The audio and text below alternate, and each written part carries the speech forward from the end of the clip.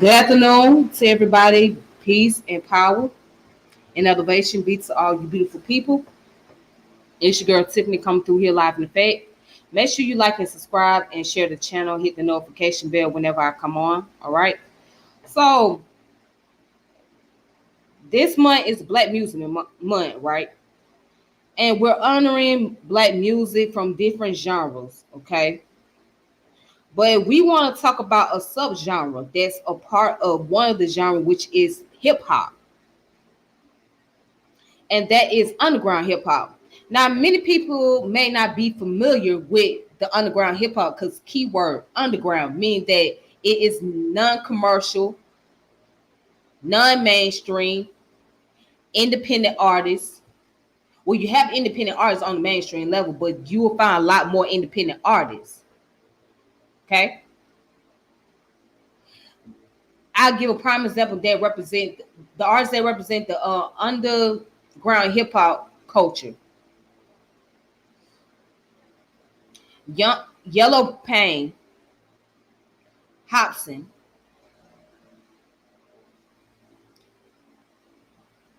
Dilated People,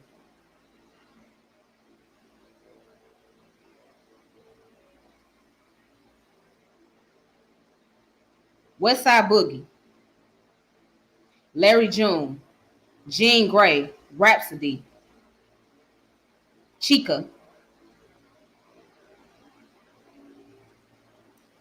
it's a long list. All right. So a lot of these artists, even what's baby girl's name? I think her name is Lakia. Lakia. I know she from Milwaukee, Wisconsin. Very talented female rapper. She'll represent the underground culture because she doesn't have a lot of mainstream recognition. Her name is Lakia. Very talented, very gifted young lady. I mean, so gifted she can rap her butt off. I ain't even gonna cap. All right, so that's artists who represent underground music. All right, meaning that they are totally independent. They don't have a lot of mainstream success. That's what it is. So, of course, you don't hear about this genre very often. It doesn't get talked about as much. Okay, and underground artists tend to be overlooked at or being thrown to the side. They don't be given the opportunity to be represented. All right, so today I'm going to go into some information dealing with underground hip hop, and also I have some books, a recommendation that's related to the subject about the hip hop culture and underground as well. Okay. So what I'm gonna do is I'm gonna go through the Wikipedia source, and I'm going to go through some of the books, not all of them. Okay. So please give me one moment.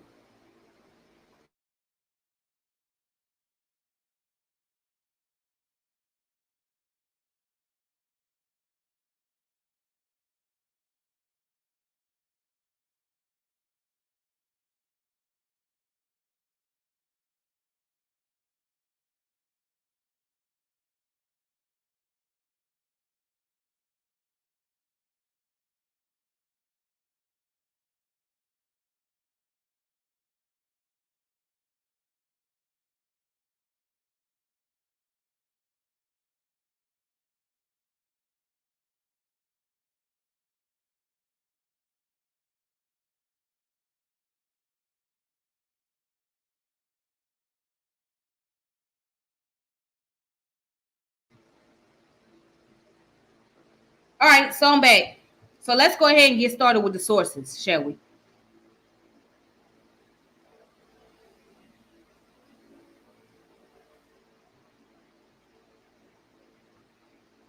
So right here,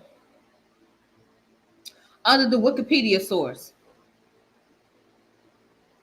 we looking at what is underground hip hop.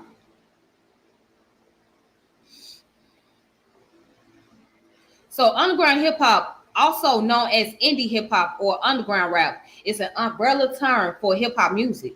that is outside the general commercial canon. It is typically associated with independent artists, signed to independent labels, or no label at all. So underground hip hop is often characterized by socially conscious, positive, or anti-commercial lyrics.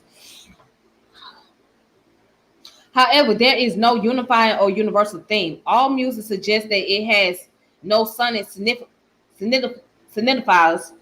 The underground also refers to the community of musicians, fans, and others that support non-commercial independent music. Music scenes with strong ties to underground hip hop include alternative hip hop and conscious hip hop. Many artists who are considered underground today were not always so, or may have previously broken the Billboard charts. All right, so underground hip hop encompasses several different styles of music. Numerous acts in the book, How to Rap,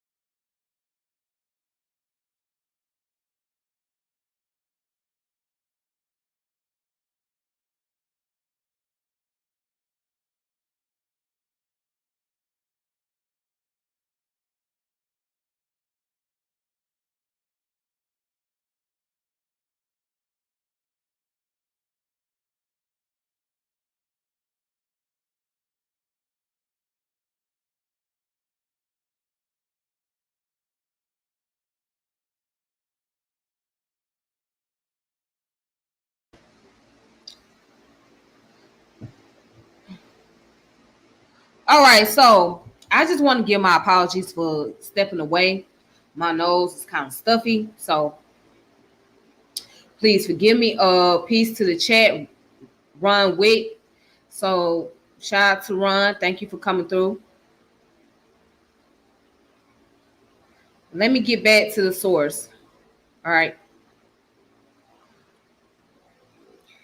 Anyways, now going to where it says underground hip hop encompasses several different styles of music. Numerous acts in the book How to Rap are described as being both underground and politically or socially aware. These include B Dolan, Brother Ali, Diabolic, Immoral Technique, Jetty Mind Tricks, Micronauts, Mr. Lift, Murs, Little Brother, POS, and Zion the First, among others. Okay. And so it also talked about the underground artists with critically acclaimed albums including Atmosphere, Binary Stars, Blue, Cannibal Ox, Company Flow, Dale the Funky Homo Sapien, Rock Marciano, Freestyle Fellowship, Hieroglyphs, Juggernauts, Jurassic 5, Cool Keith, Little Brother, MF Doom, Non Fiction, Planet Asia, RJD2, MCTITP, Striker and MFT, and Amar Kazi, among many others. So, additionally, many underground hip hop artists have been applauded for the artistic and poetic use of their lyrics, such as Aesop Rock,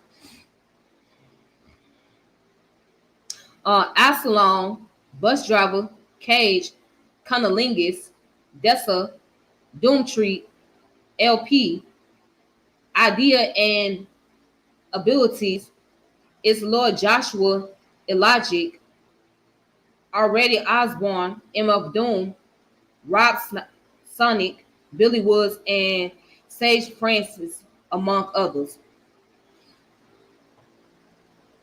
All right, some underground artists produce music that celebrates the fundamental elements of pillars of hip hop music culture, such as Dilated People, People Under the Stairs, and Fashawn, whose music recalls hip hop's golden age.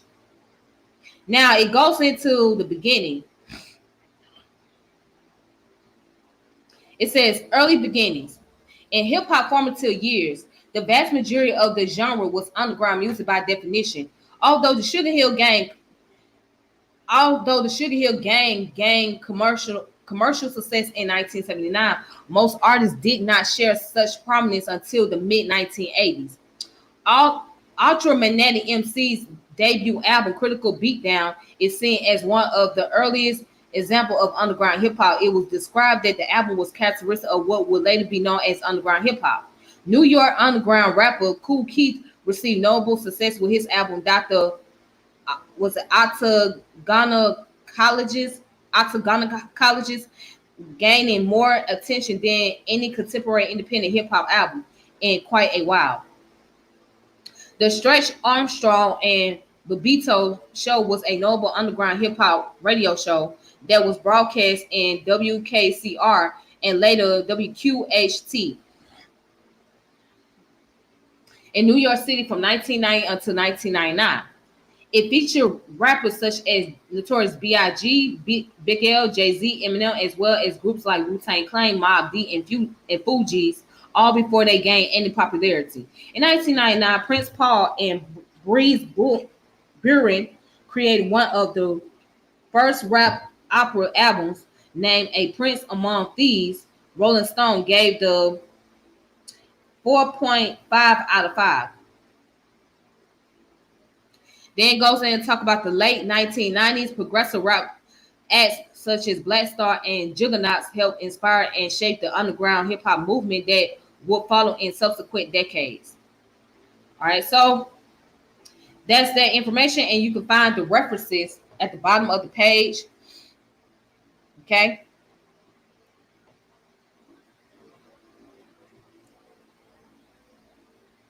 So that's that information. All right. Now let's go over some of the books.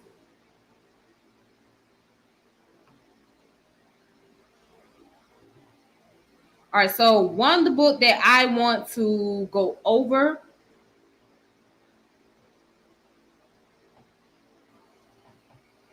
this book is called How to Rap: The Art and Science of Hip Hop MCs. Okay.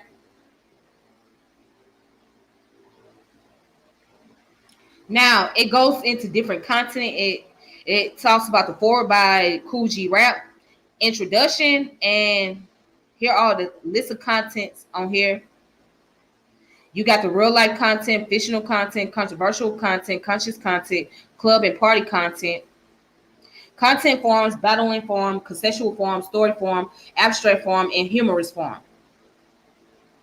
All right, content 2, imagery, similes, metaphors, and analogy and slang, vocabulary, wordplay, punchlines. And it just goes into all various types, okay, a way of rapping and lyrical style that comes along with it.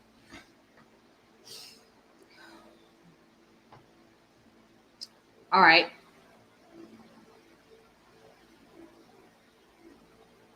So the introduction, it says, always continue to learn. Reading is a great way to intake information and never think you're the best. You always have something to learn from someone. Mers. So it says, How to Rap teaches you the art and science of MCing through the words and lyrics of some of the most influential and respected MC of all time, from all areas of hip hop. Over 100 MCing were interviewed exclusively for this book, including pioneers and contemporaries. MC mainstream and underground rappers, as many different styles of artists as possible, were included to draw their individual strengths and explaining everything from writing deep political lyrics to crafting chart-topping choruses.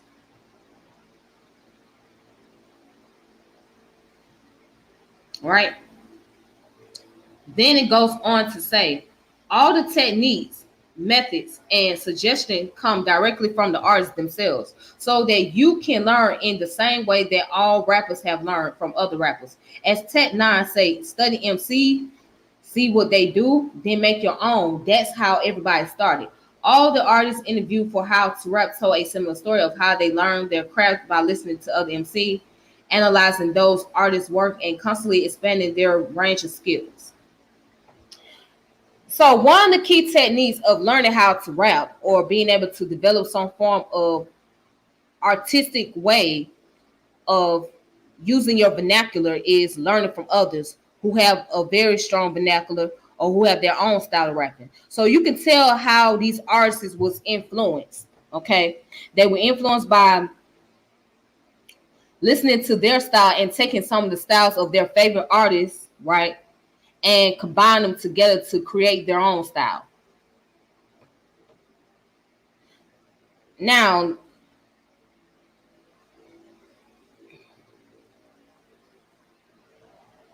Now down here it says MCs, rapper, lyricists, and artists. So the term MC, sometimes spelled MC, rapper, lyricist, and artists, appear many times in How to Rap. Sometimes distinctions are made among these terms. For example, MC may be used to imply a high level of live performances skills, while lyricist may be used to describe an artist who particularly intricate lyrics.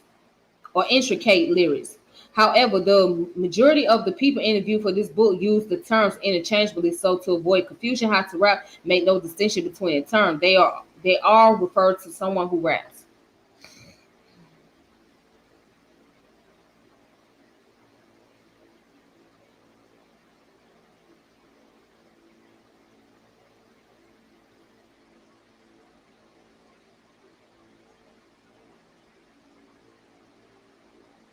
All right, so let's take a look at some of the examples. All right. So content topics. So it said, honestly, nothing is nothing without content because a lot of rappers be flowing, but they ain't saying shit. I kick stories. I kick conscious shit. I kick braggadocio shit. Freestyles. I kick everything. Two Mets, the visionaries. So here's an example. The content of a hip hop song, sometimes called the subject matter, includes every subject you talk about in your lyrics. It is what you're actually rapping about rather than the rhythms and rhymes you're using, the flow, or how you're using your voice to perform or spit those rhythms and rhymes, the delivery. Hip hop artists tackle a huge range of content in their music. Anything you can think of can become the subject of a hip hop track.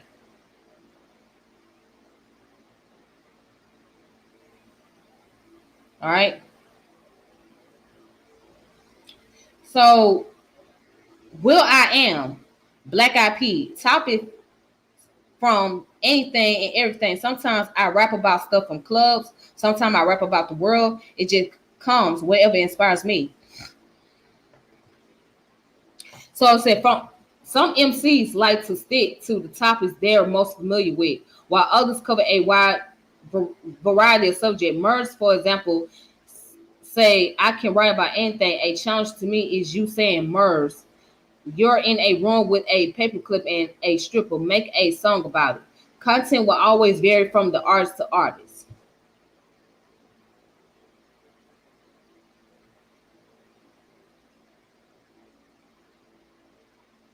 All right, so it says Evidence Dilated Peoples, which happens to be one of my favorite rap group.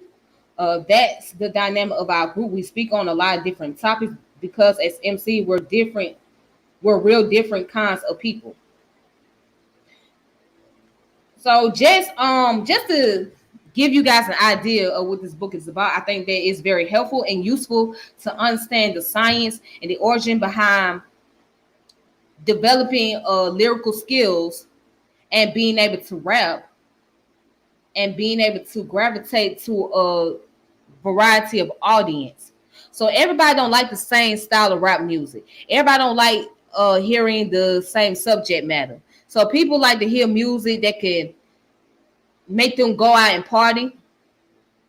They like music that gives them some type of romantic feel or some type of sensual connection with the other person. Some people like music that would relate to their situation that's going on with them in real life. And some people like music that bring about political uplifting and social awareness. So it's a variety of music out there many people like listening to. All right, and that's why you have a variety of artists around.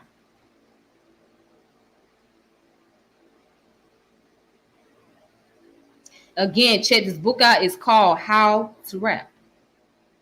Now, there's a book by WuTang Clan, which is called the WuTang Clan and RZA. Okay, by Alvin Blanco. It really goes into the history behind the WuTang Clan and how they got started in the industry, etc., and how they even came up with the name Wu-Tang. Um, so they were a very popular underground rap group at the time. Period. That's how they started off. They was very underground, and they got mainstream success. And then the artists and the rappers in the group members went on to start their solo career. Method Man got his own solo career. RZA, Jizza, Old Dirty Bastard, they all went on to do their solo careers. I think the most successful one was probably Method Man out of all of them. I think, and also Ghostface Killer and Raekwon, they all had their own solo career. But I think the most successful ones out of everybody in the Wu-Tang Clan was Method Man and Ghostface Killer. I think those were the main two who were very successful as far as their solo career is concerned. Okay, but RZA did a lot of producing, so he was the one that started the group up, and he was the one that produced a lot of the group songs and things like that. So that's what he did. He did a lot of producing, and he got into doing acting as well. RZA and Jizza, who happened to be one of my personal favorites, the man is such a genius. This man incorporated a lot of scientific knowledge into his music. As a matter of fact, he had a show, I think it was on Netflix, called Liquid Science. And I thought that was pretty dope. And he did a dope interview with Neil deGrasse Tyson, which was another dope thing, because he showed that you can influence science ideology into the rap lyrics. So yeah, shout out to Jizza on that. But yeah, I say the most successful ones out of the Wu-Tang was Method Man and Ghostface Killer. And I mean, Old Dirty Bastard was successful, but he wasn't as successful as Method Man and Ghostface Killer was. Like, they were more popular. Okay, very popular. But yeah, that book right there goes into the story about the Wu-Tang Clan and how they got started, etc. There's a show, a series out about their lives and whatnot. I don't know if it's on Netflix or Stars. It's on one of those platforms. It's a series that deals with the story about the Wu-Tang, etc. And I think if you guys want to, you guys can check it out. So, yep. All right, so I'm not going to go into that book, but I just want to kind of give you guys an idea. Let's see. And here's another one. All right, this book right here is called I Am Hip Hop Conversation on the Music and Culture by Andrew J. Rosh. And it came out in 2011.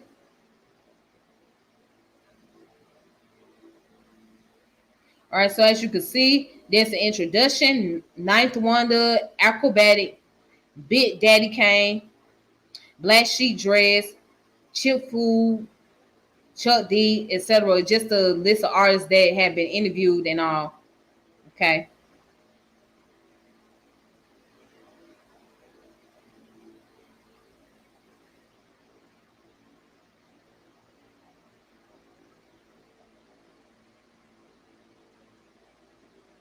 All right, so it goes into various chapters of the artists that have been interviewed for this book. Some of them is in the mainstream. Some of them is pretty much underground. Most of them are pretty much underground. So the first chapter focused on Ninth Wonder, the producer. and he's from Durham, North Carolina. That's where he's from originally. Okay. So shout out to Knife Wonder, one of the best producers, one of my favorite producers to listen to, besides P Rock. All right. So not to go any further into this book, but if you guys want to check this book out, you can. So it's called I Am Hip Hop, Conversation on the Music and Culture. I What's up, Rashid? Peace be upon you. Thank you for coming through. I appreciate you.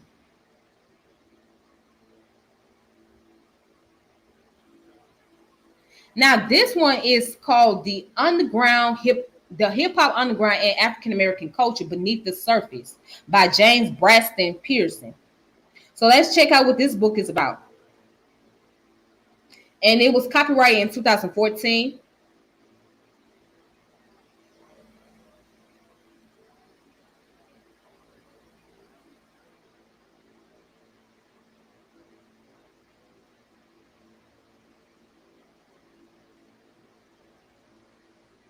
Mhm.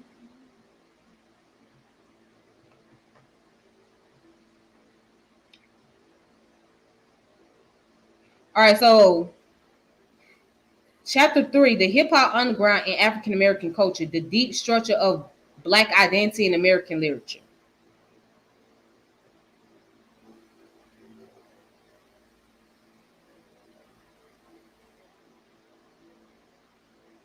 So let's look at what section I want to tackle on.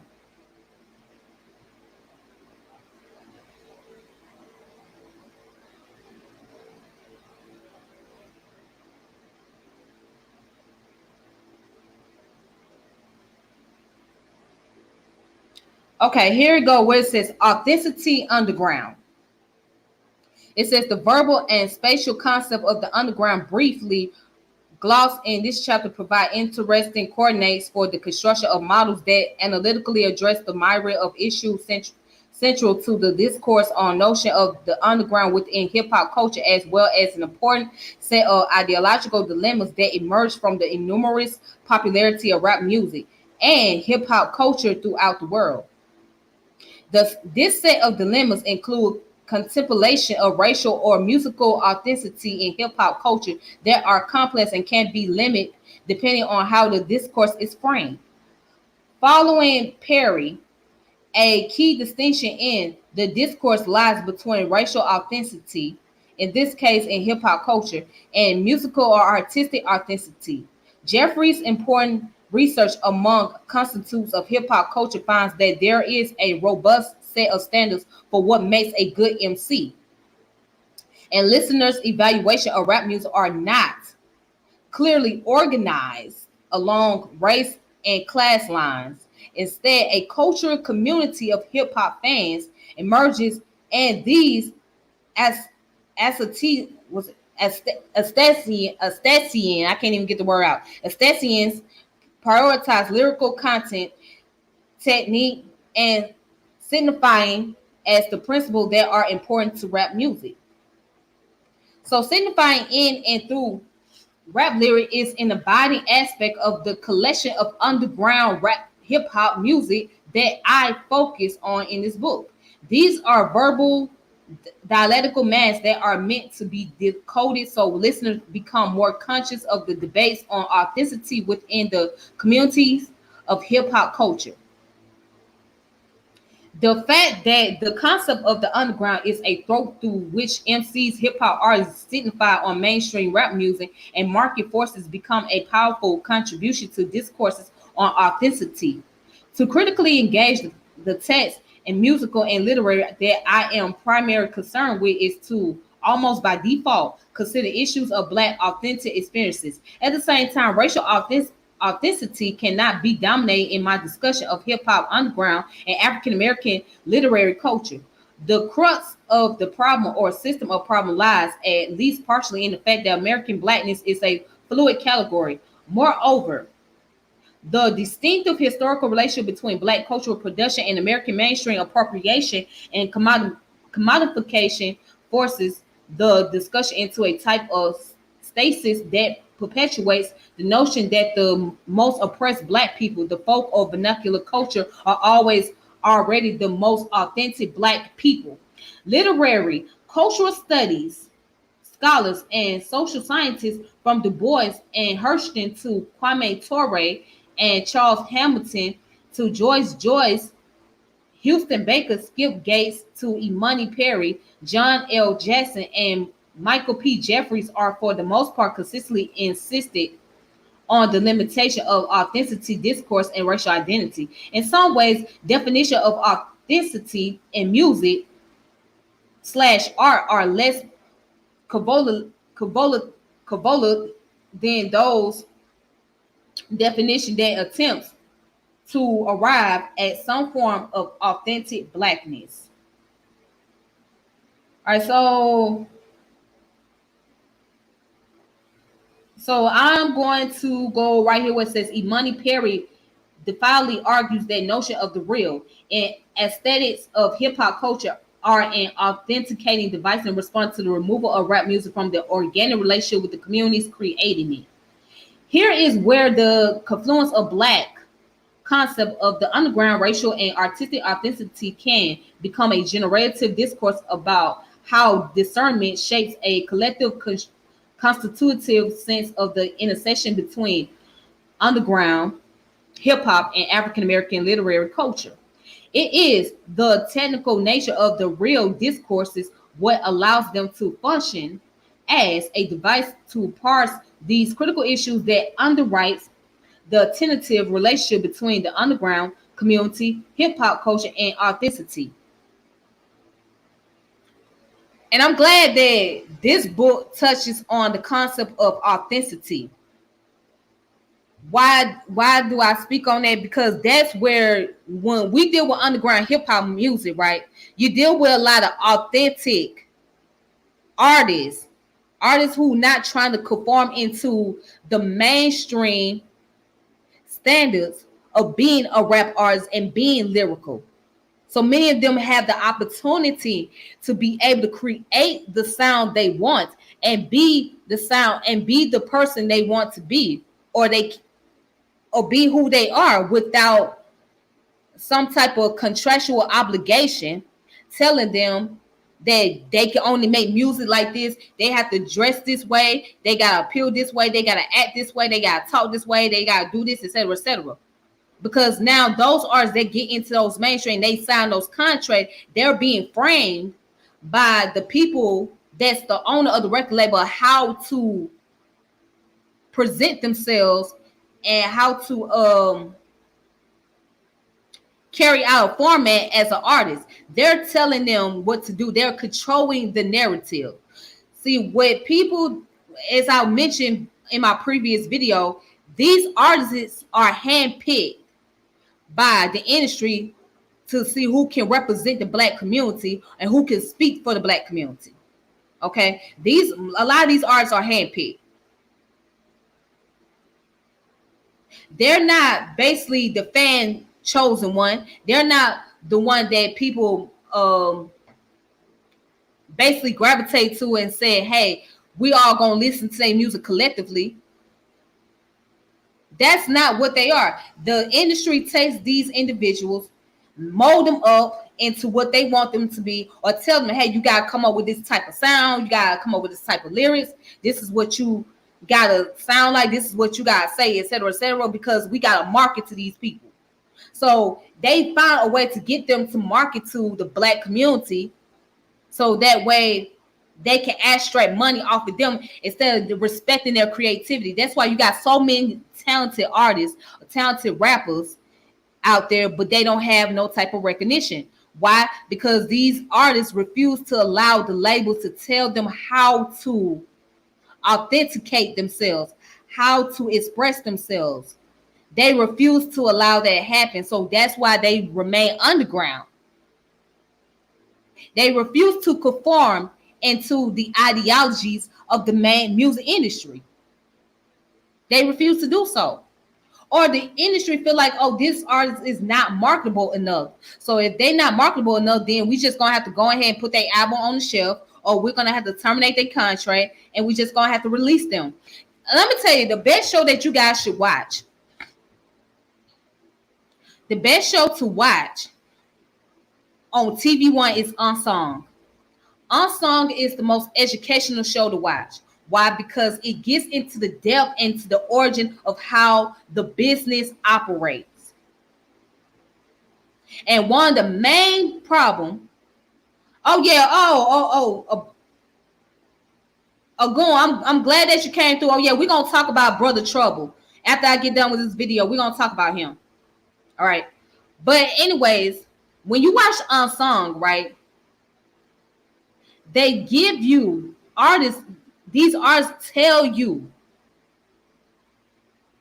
in the amount of 30 or 40 minutes they have. All right, because they have to edit the video and stuff. But they give you the origin. They give you the business. Now you can see these artists enjoy their music. They love making music. They love to make people dance, etc., and give them some form of expression. But at the same time, they hate the business because the business part is what hinders them. Is what takes away their creativity. It what makes them drive away from their passion.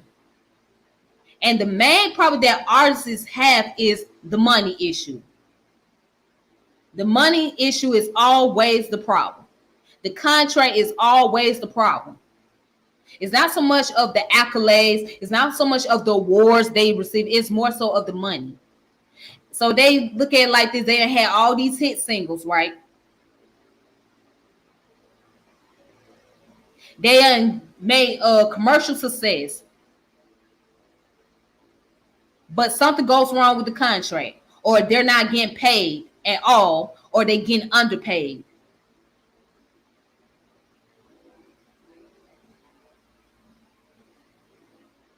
Or they have some executive producer or some A&R telling them how to market themselves as artists, and they feel like they have to go above and beyond to create an image that will be more suitable to the people in the industry than it is for the fan base and for themselves.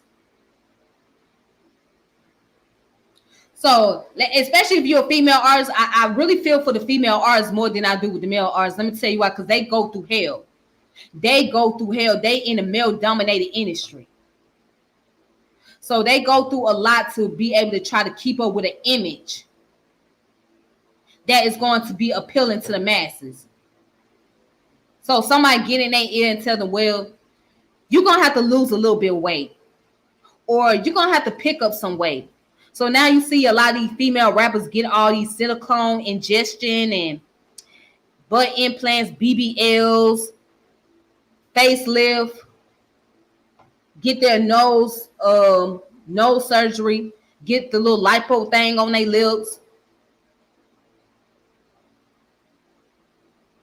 just so they can impress the people who signed their contract.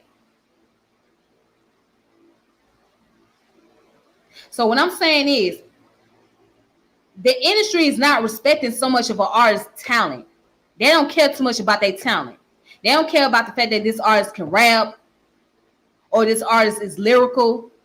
They care if that person is marketable. And one of the things that makes you marketable is your image.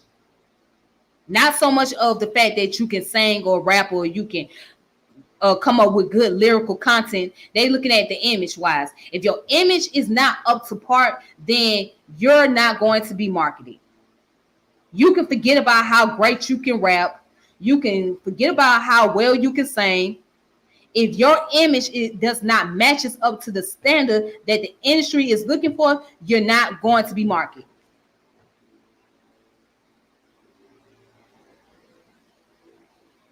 You're not going to be marketable because you don't fit that criteria. See, this is a dirty game. And so now the underground artists say, well, you know what? I'd rather stay underground. I don't care about not getting no Grammy or Billboards or American Music Maker Award, MTV Award, BET Awards. They're not caring about that. They care about as long as they can be able to get their voice out and get paid and take care of their family. They not care about nothing else. Because at the end of the day, it's not really about the label in itself. It's about your fan base. Your fan base is what's more important. If you got a lot of fan supporters out there, you may not have as many as Nicki Minaj or Lil Wayne or Drake. But if you have enough fan support base, that's what matters the most, because the fans is what determine who you are. Your fans determine your sound. Your fans determine your music just by tuning in and listening. They're the ones that's giving you the praise. They're the ones that's praising you.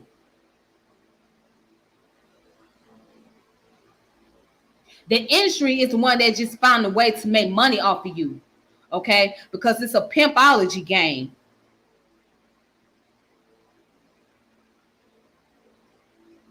And they're in competition with one another. They're in competition with other record labels through artists.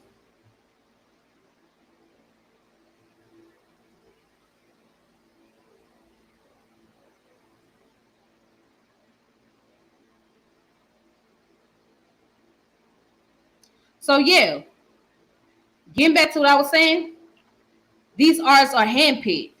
The artists that you see in the mainstream, they're not really chosen by the people. They're handpicked. The industry is saying, we want you. And we want to create you. We want to make you into something. Now, some artists that had a lot of fan base before they got into the mainstream. They already had a fan base. But in order to make the fan base much stronger, as far as internationally, they had to broaden up their image. Again, broaden up their image. They had to make their sound more distinctive.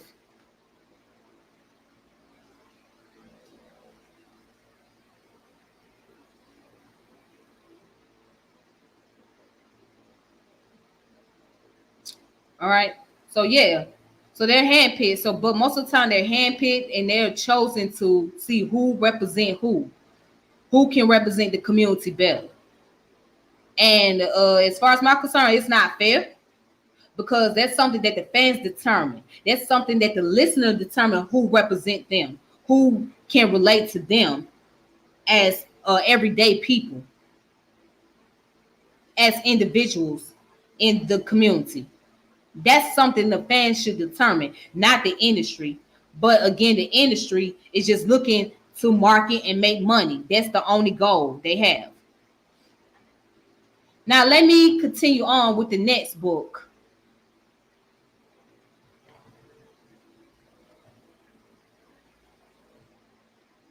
All right, so again, check this book out.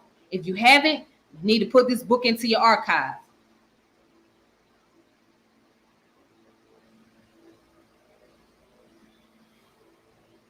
So this one is called The Values of Independent Hip Hop in the Post-Golden Era. Hip Hop's Rebel, Christopher Vito. All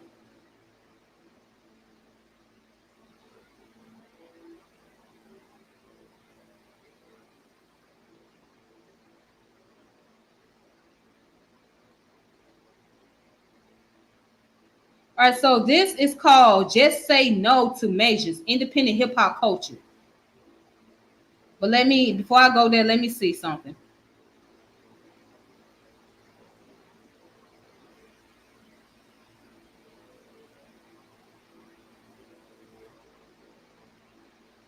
So this is the introduction of this book.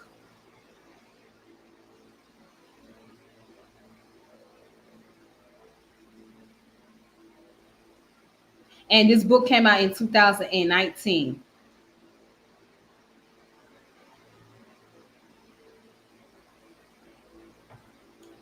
So what it say? Just say no to the majors, independent hip hop culture. All right, so it goes into the abstract. And skip all of that.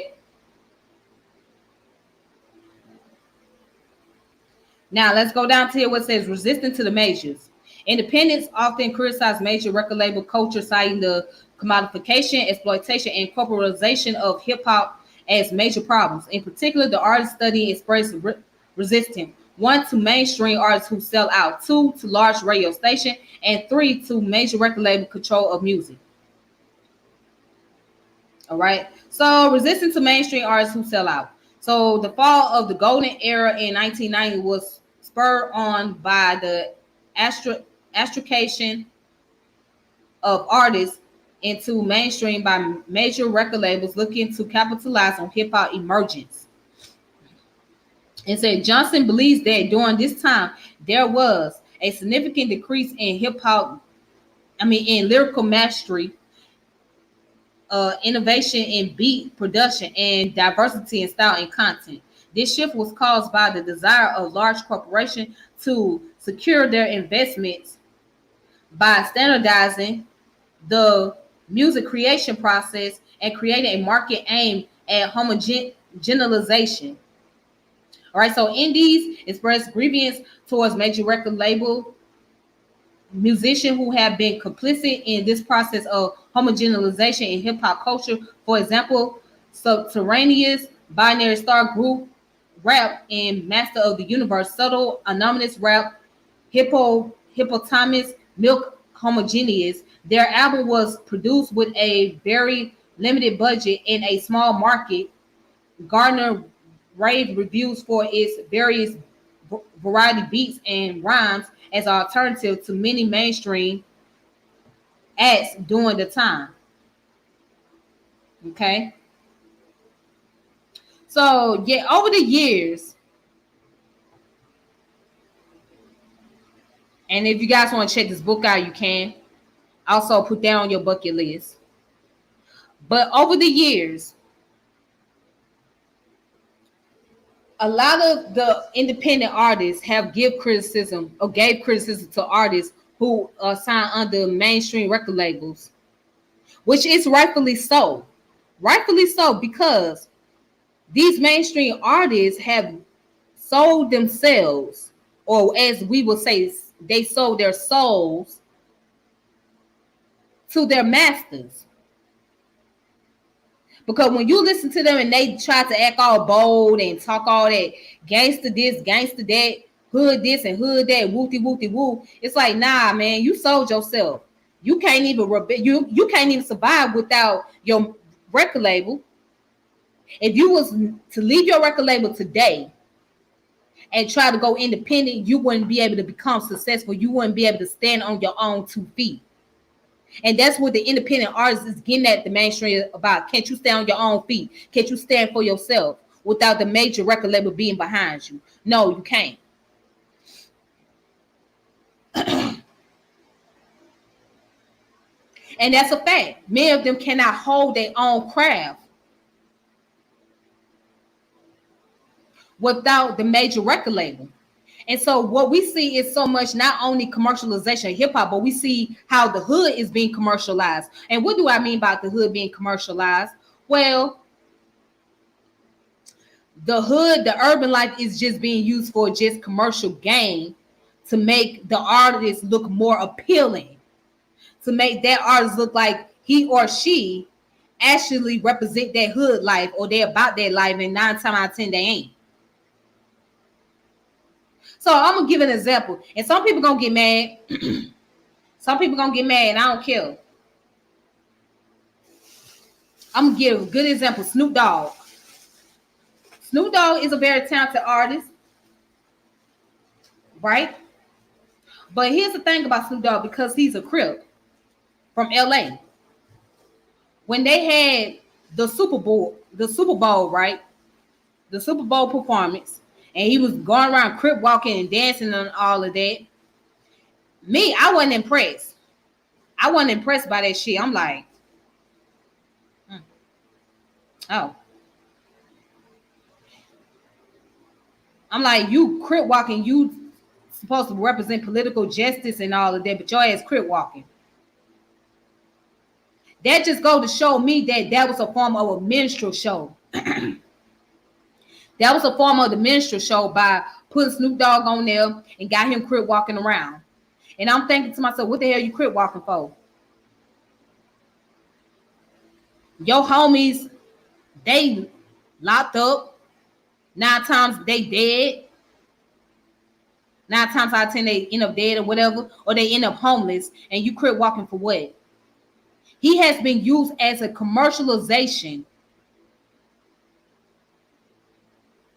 for the inner city community. They have the industry has commercialized him. They commercialized the hell out of Snoop Dogg to the point that you don't really see the authenticity. You don't see the authenticity. He lacks the authenticity because he's been so commercialized. So when I sit back, I just look and I'm just like, I'm not impressed. I'm not impressed that you got you up there crib walking for what? You've been commercialized, nigga.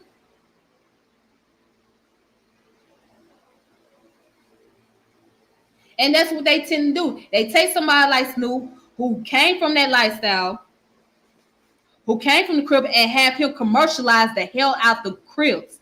And then you got all these other rappers that commercialize the hell out the Bloods, hell out the Crips, GDs, Vice Lord. They commercialize them for their own personal gain. And it's sick. To be honest, it's very sick. But that's the business. That's the business. Now let me go ahead and let me talk about a tragic situation that happened in Atlanta. All right. So it seems like hip hop is going on trial. Hip hop is on trial right now. And in this modern day, hip hop is not looking so good at the moment. Because you have more deaths and more incarceration taking place in this modern time than you did back in those days, back in the early days of hip hop formation. You'll see a lot of these drill rappers, they getting killed, or those who are not drill rappers, right? They either overdosing, they taking fentanyl and mollies and opioids and all these other pills. They overdosing, they dying, or they getting killed because of some lyrics in the song where they talk about somebody's mama, or talk about somebody, or talk about ops, and coming at their whole set, their whole gang or whatever. And now they gotta pay the ultimate price. Or they being too loud on Instagram, mean they being too flashy, they boasting and bragging about another person, what they gonna do to somebody else. Or they done had beef way back in the day before they got into the industry, and somebody found out who they was and where they stay, and it caught up with them. But you know, Atlanta has been dealing with a lot of deaths of hip hop rappers, from Shawty Low, Bankroll Fresh, Young Mozzie, Marlo.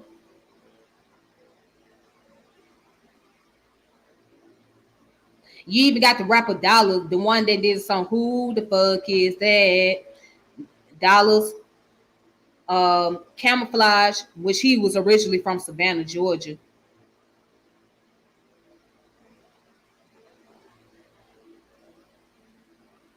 Then you even had rappers that was from out of state that came down here to the A thinking that they going to see their success. They end up getting killed. King Von, that was a rapper from Houston, Texas. He came out here to do his music at an all-star weekend, and it turned out to be ugly because he ended up getting killed on the highway. Then Archie Everslow, Atlanta's own, he came out with the biggest hit single, "We Ready." And what happened to him? His own family member allegedly killed him. He shot him at the gas station, and he ended up dying in the hospital. And then now you got Trouble. another A-Town rapper, who was found dead last night. He was out and about, going to visit a friend. He was in his car. And it was so ironic because he tweeted that it was so many 12s, and 12s mean police for those of you that don't know the lingo. So when he was saying that it was so many 12s around that he had to get up out of that area where he was at and he gonna go straight home. He tweeted that was his last tweet. But he was end up dead. He was found dead in his car, shot up.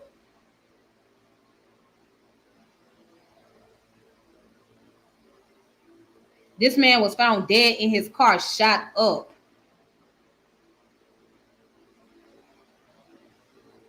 Hold on, y'all.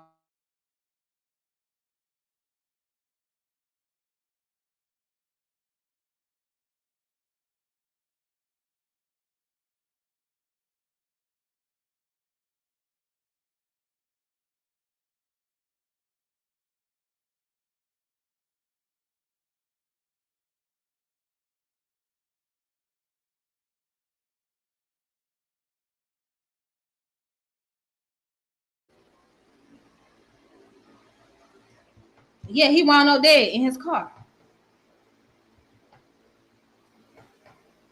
In his car, shot up.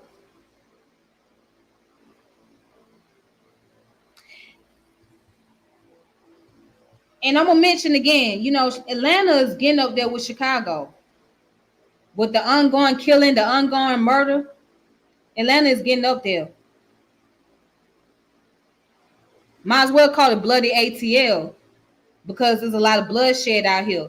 Just recently, a manager from McDonald's on Moreland Avenue, she fired a young man because of his work attendance. And he came back with a gun and shot this woman. Now she in critical condition.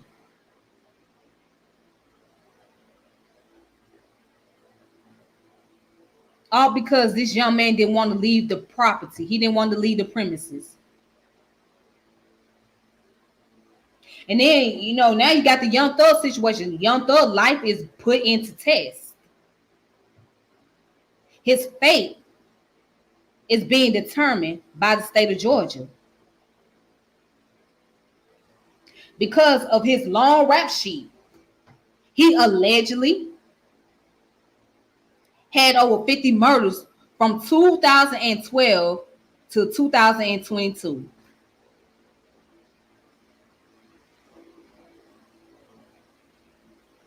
And now there's people coming forward testifying against him.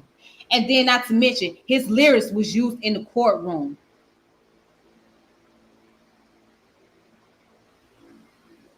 It's a lot going on right now. It's a lot going on in the city. You have an ongoing increase of homicide. It doesn't seem like the homicide is decreasing anytime soon. There's an increase, an influx, a homicide happening in the city of Atlanta, especially when it comes to these artists.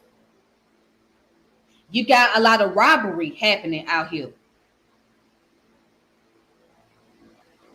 You got artists that get robbed left to right, like it ain't nothing. Don't go to Lennox Mall.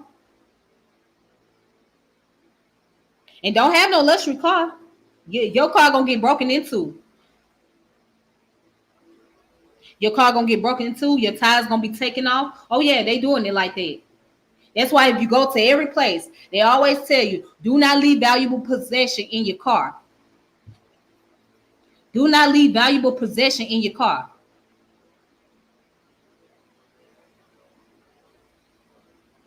Do not leave your jewelries. Do not leave your money. Do not leave anything valuable. Why? Because your ass gonna end up getting robbed. 9 times out of 10, you're gonna get robbed. Not only you finna get robbed over there at the goddamn mall, but at the gas station. You can't go pumping your gas at a certain time of night. Don't go to a certain area pumping your gas. You better look around. You better make sure ain't nobody staying too close to you.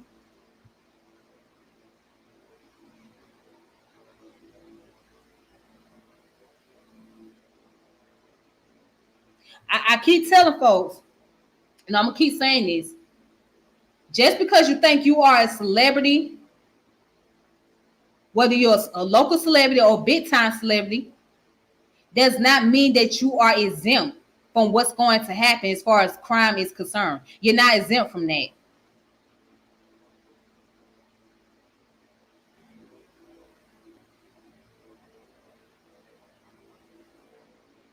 You're not exempt from somebody wanting to come after you. If you become a target, guess what? You're going to be a target. And in Trouble case, he was a target. Do you think anybody gave a damn about him being a rapper? No. Anybody gave a damn about his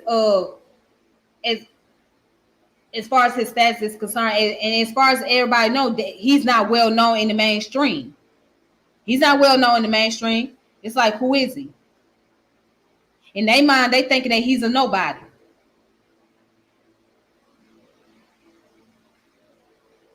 Although he is known in Atlanta, but still they think he's a nobody. They don't care. See, the people out here don't care about celebrity status like that. They don't care about who's a big time rapper or who ain't no big time. They don't really care. It's like this: if you're a target, then you're gonna be a target. It don't matter. It doesn't matter to anyone. If you are a target, you are a target.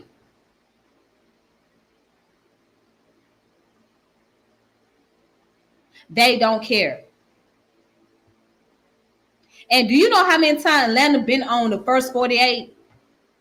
Atlanta been on the first 48 so many damn times. If you watch the first 48, you're going to see Atlanta. You're going to see Atlanta a lot on there. They even got reality shows about the unsolved murders here in the A.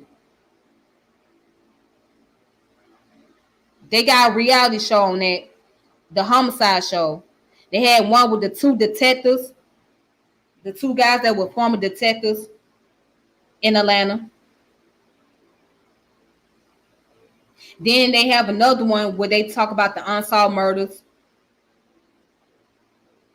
You're gonna see a lot of Atlanta when it comes to murders. That you will see. So what happened to Trouble, it was very unfortunate. It was very tragic because he didn't expect to lose his life. He didn't expect to die. He was just trying to get home or get to where he was going. He didn't want to end up being the next victim, but it happened. He was in his car and somebody shot him up. Shot him up multiple times. He died at the age of 35.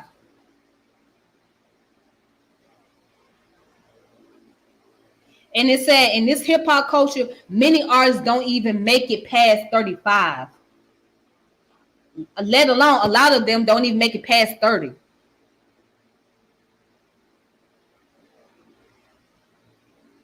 In this day and age, in this modern time, a lot of rappers do not make it past 35. So what that goes to show you about the direction of the hip hop industry? What does that go to show you?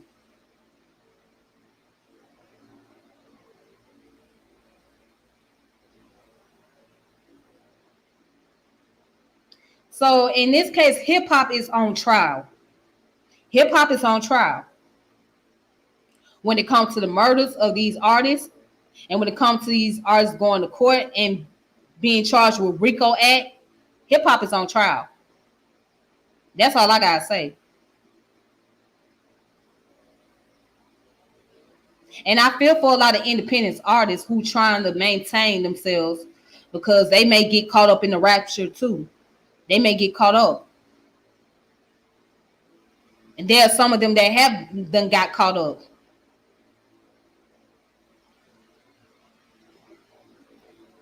Yep, hip hop is on trial. For how long? I don't know.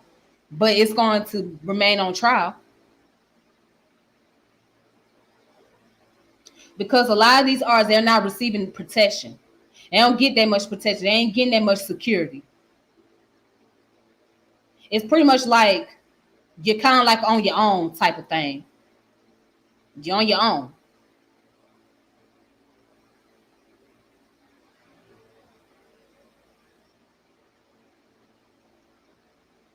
Yeah, hip hop is on trial. So rest in peace to Trouble, and my condolences go out to his family and his friends. Rest in peace to him. A very tragic situation that happened. So I didn't see where they were talking about the location that he was at when he got shot. Only thing I remember seeing that he was shot in his car. Rest in peace. Yep. But anyways, you guys, I'm gonna go ahead and log off of here. And I thank you all for watching and tuning in to my channel. For those of you that's just coming in, make sure you watch it from the very beginning or what I'm talking about and what the subject matter is. Okay, just go ahead and watch it from the beginning and whatnot. Also, make sure you subscribe, make sure you like and share the channel as well. Thanks to everybody that's in the chat. Thanks to Ron. Thanks to Rashid. Thanks to Agumbala, aka my boy Agun. Shout out to Agun. And also check out Agun's channel. He does a lot of great work on the channel. He deals with current events.